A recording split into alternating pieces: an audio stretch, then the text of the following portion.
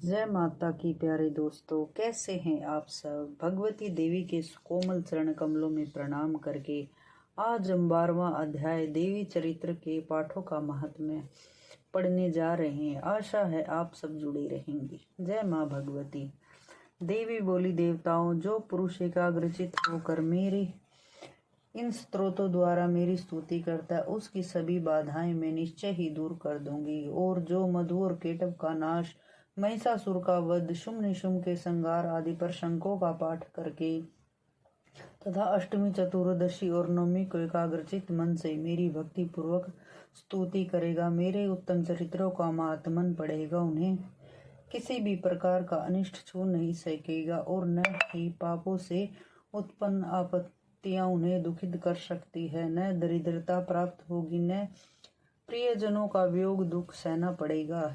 इतना ही नहीं, उन्हें शत्रु, लुटेरों से, राजा से, शस्त्र से, अग्नि से तथा जल से की भी कभी भय नहीं होगा। इसलिए सबको एकाग्रचित होकर भक्ति पूर्वक मेरे इस महात्म को पढ़ना और सुनना चाहिए।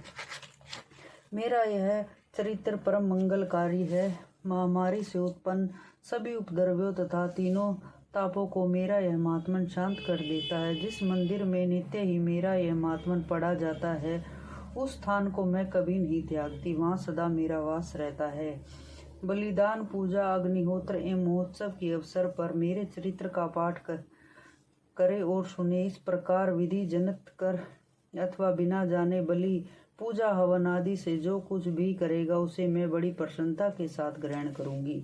शरद काल में जो वार्षिक महापूजा की जाती है उस अवसर पर जो मेरे इस महात्म को भक्ति पूर्वक सुनेगा वह मनुष्य मेरा प्रसाद से सब बाधाओं से मुक्तता, धन धान्य एवं पुत्र से संपन्न रहेगा।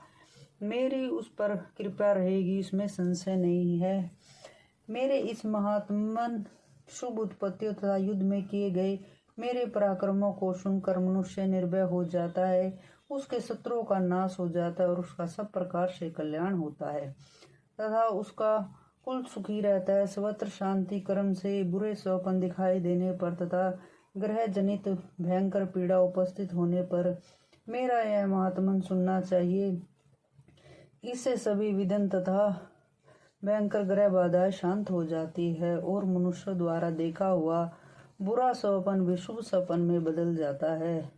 बाल ग्रह द्वारा पीड़ित बालिकों के लिए यह महात्मन शांति पूर्वक है। मनुष्य के संगठन में फूट होने पर यह महात्मन मित्रता कराने वाला है। यह महात्मन दुष्ट जनों के बल का नाश करने वाला है। इसके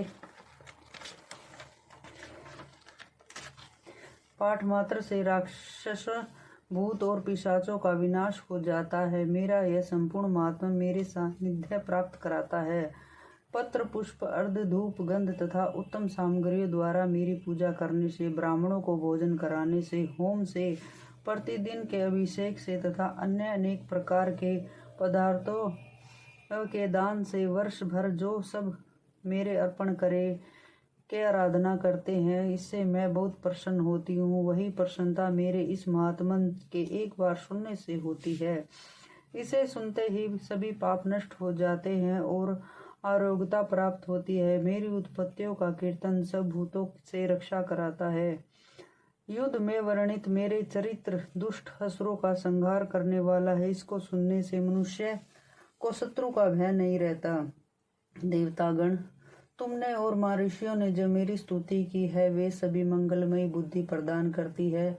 वन में, सूने मार्ग में अथवा दावानल से घिरे जाने पर, निर्जन स्थान में लुटेरों से घिरने पर, शत्रुओं के पकड़े जाने पर, वन में सिंह, बाघ तथा जंगली हाथियों के पीछा करने पर, क्रोधित राजा के आदेश से वध या बंधन स्थान ले जाने अथवा महासागर में नाव पर बैठने के बाद तूफान से नाव डगमगाने पर, भीषण युद्ध में शत्रुओं का प्रहार अथवा देवनाशग्रस्त होने पर, अनेक बाधाएं आने पर जो मेरे इस चरित्र का स्मरण करता है उसके सब संकटों को मैं दूर कर देती हूँ। बोलो भगवती मैया की जय हो।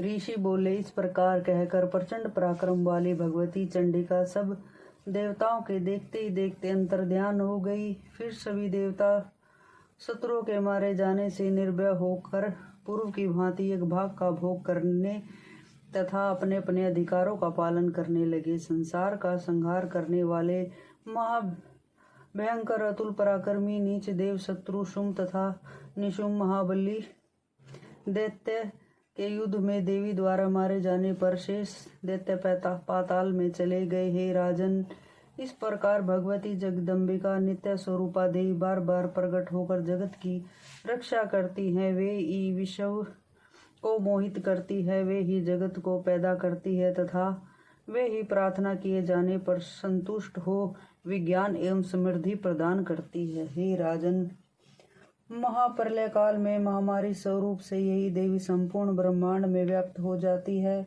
वे ही समय समय पर महामारी होती हैं और वे ही अजन्मा होते हुए भी स्वयं सृष्टि के रूप में प्रकट होती हैं। वे सनातनमयी देवी ही समय अनुसार प्राणियों की स्थिति क्या करती है। मनुष्यों के अभ्युदय के समय वे ही देवी घर में लक्ष्मी के रूप में स्थित हो उन्नति प्रदान करती हैं और वे ही अभाव के समय विनाश के लिए अलक्ष्मी बनकर विनाश का कारण बनती है। पुष्प, धूप, गंध आदि सामग्रियों से पूजन तथा स्तुति करने पर यही देवी धन, पुत्र, धर्म में रुचि तथा शुभ गति प्रदान करने वाली होती है। इस प्रकार श्री मार्कंडेय पुराण में सारवणिक मनवंतर की कथा के अंतर्गत देवी महात्म्य के फल स्तुति नामक 12वां अध्याय पूर्ण हुआ। बोलो भगवती मैया की जय, माँ भवानी की जय।